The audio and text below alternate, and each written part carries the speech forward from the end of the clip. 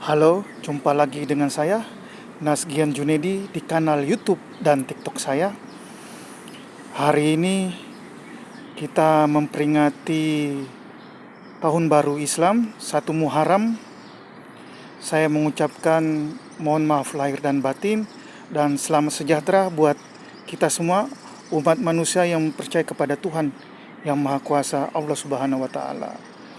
Dan hari ini kita menindaklanjuti apa yang sudah dikatakan atau didemokan oleh teman-teman mahasiswa kemarin hari Senin, yang pasca saya menganalisanya hari Minggu kemarin, bahwa ada tambahan tuntutan dari teman-teman mahasiswa dari sekitar 5 menjadi 20.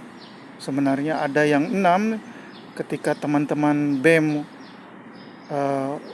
Jakarta seperti UBK dan lain sebagainya sampai menemui Wakil Presiden Gibran. Saya mau menyampaikan bahwa apa yang diaspirasikan oleh teman-teman mahasiswa itu bahan perenungan yang saya utarakan hari Senin kemarin juga, yang bisa di-follow up oleh pemerintah, seperti ketegasan terhadap transparansi terkait keuangan negara, yaitu bagaimana keadilan sosial bagi seluruh rakyat Indonesia, kesejahteraan rakyat ini dipenuhi. Ada evaluasi terkait Badan Gizi Nasional BGN dan pelaksanaan makan gizi gratis MBG. Makan bergizi gratis ini itu memang harus tetap di-follow up. Siapa-siapa yang terkait 26 orang lagi yang terkait kasus pengadaan SPPG titik-titik biru itu, centang-centang biru itu harusnya memang segera ditangkap, karena sudah 2 minggu justice kolaboratornya sudah mengatakan itu lewat Pak Sony dan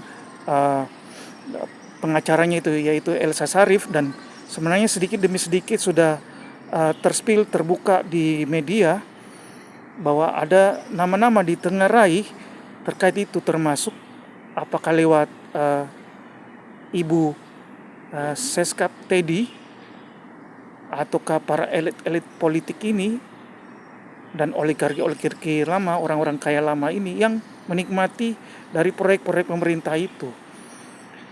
Kedua, bahwa memang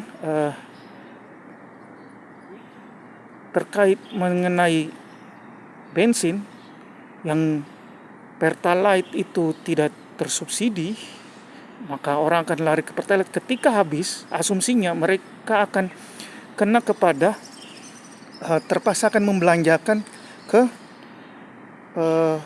bensin yang non subsidi pada akhirnya.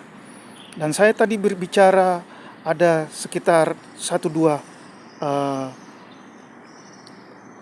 toko kelontong yang mengatakan memang walaupun mereka memakai solar pengiriman barang itu, tapi dampak kepada dari pihak agen supplier ke toko-toko kecil ini tetap terimbas, karena biaya tetap naik, biaya produksinya tetap naik, ya.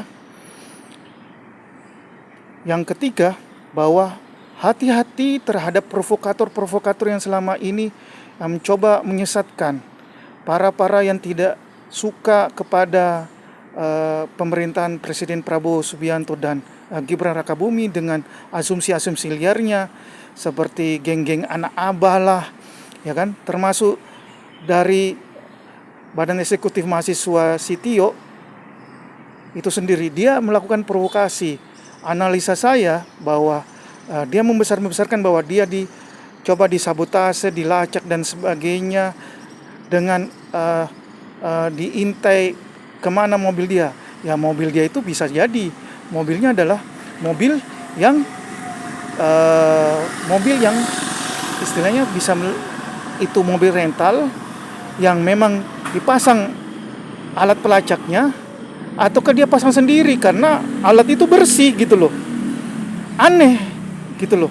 Dan banyak provokator yang lainnya, termasuk hati-hati kepada ASN-ASN yang memprovokasi keadaan, yang tidak senang karena gajinya kecil, tiba-tiba teriak anti Prabowo.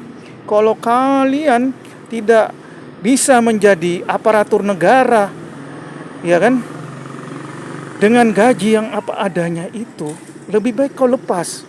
Kamu seperti kami yang kerjanya freelance, pekerja lepas, atau jadi pedagang, pengusaha. Gak usah jadi aparat negara.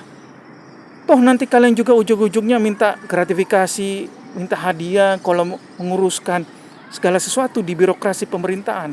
Nah, ini hati-hati terhadap provokator-provokator ini, karena ke depan konstelasinya mungkin bisa melebar. Saya di tengah-tengah aja, bahwa yang baik untuk menjaga Republik Indonesia ini dan bagaimana pemerintah berjalan ya tetap dalam rel konstitusi bernegara kita terhadap kebijakan-kebijakan yang memang betul-betul pro rakyat, ya kan, pro Pancasila, pro Undang-Undang Dasar 45, itu yang saya akan dukung. Ya, saya beberapa kali ditembak oleh rekan-rekan, termasuk teman-teman sejawat saya sendiri. Kamu bagaimana, Nas? Ya, hari ini saya tetap berpegang teguh kepada prinsip saya bernegara, berbangsa, dan sebagai warga negara Indonesia yang taat kepada konstitusi di Republik Indonesia ini. Tetapi saya juga mendukung bahwa pemerintah harus pro kepada rakyatnya, mengetahui bahwa jangan sampai uang negara itu dimalingin, kalau bisa produksinya ditambah.